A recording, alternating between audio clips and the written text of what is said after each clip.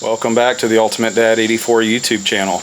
In this video, we're doing things just once again a little bit different. We're going to dedicate a whole playlist to the moms out there named The Mom's Corner, where my wife goes through tips and tricks and shows little life hacks that she's learned being a mother and a wife. And in this episode, she is going to show you how to make peach freezer jam. And it's not just any peaches. These are the peaches that were picked from our very own 1.5-year-old peach tree that did very well. We were so excited to have the peaches, and it really just brought us all together to watch this tree grow, and it really brought a lot of excitement for us.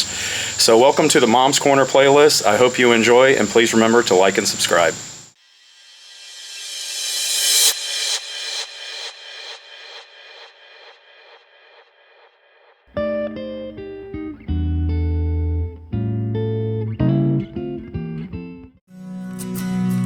Hey y'all, welcome to the Mom's Corner. Today I'm going to be showing you a really simple and easy freezer jam recipe. Asher and Liam have done such a good job making sure we had no peaches left behind. I think it's really important to get your kids involved in things like this, and Liam is my buddy in the kitchen. He loves to help. He's washing these peaches for me and making sure we get them dry, but I try to make sure I always involve my kids in little things like this.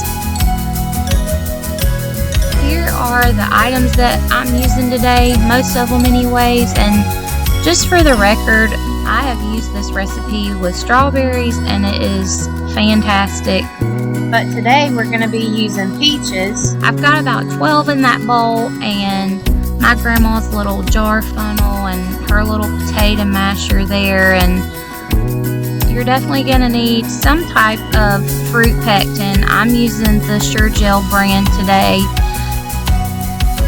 For this batch today, I'm using the Ball pint-sized jars just for easier storage, and you want to make sure to have the rings and the lids that go on as well. Pretty big size bowl to make sure you get it all mixed up really good.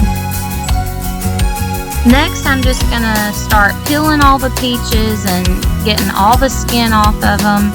If your peaches are ripe, they're gonna peel pretty easily. You're not gonna have much trouble with that. I know some people like to blanch them and put them in some cold water to get the skin off, but we're not really having any trouble with that today. Once you get them sliced open, you just want to remove that pit, slice them into the bowl. We're going to move on to the next step here in just a second. So I personally don't care for a lot of big pieces or chunks in this, and so I'm going to make sure I use this potato masher to get them mashed down really well. And you can also use a food processor or a blender or something like that to achieve this, but I'm just going to keep mashing away. So the recipe I use calls for 3 cups of the fruit. So I'm just measuring that out into this bowl here, and as you can see, we got it mashed down pretty good. And to that, we're adding 4.5 cups of sugar. I know y'all, this is not a healthy recipe, so to speak, but it's just what makes it good, so we're going with it. After you add this, you're going to want to make sure to mix it up really good. And by the way, I'm using a 1/2 cup here if you're wondering why I'm using so much sugar.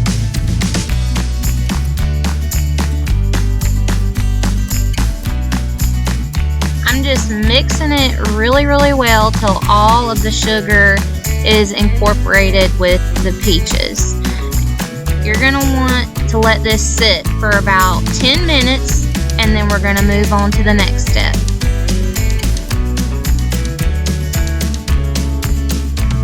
So while we're waiting, I'm going to go ahead and start boiling the pectin, which is what's going to bond it all together and give it that jam consistency that we're going for.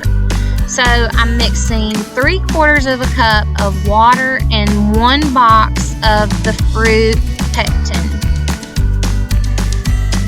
Once it comes to a boil, you're just going to want to stir for at least 1 minute. I'm just stirring to get it dissolved and to get all those crystals dissolved really well. You can see it's coming to a boil here. Now it's ready to add to the peach and sugar mixture.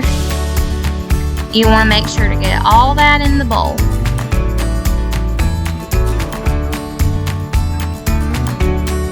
I'm going to make sure to mix this by hand for at least a good 2 to 3 minutes to get it all incorporated really well.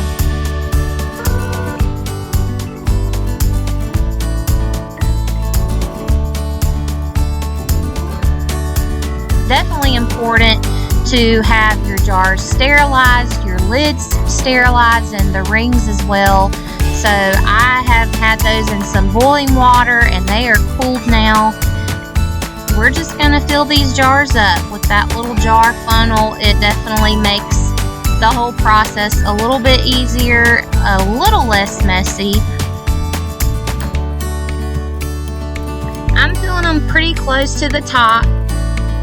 Then we're just going to make sure to put the lids on first, screw the rings on really tight.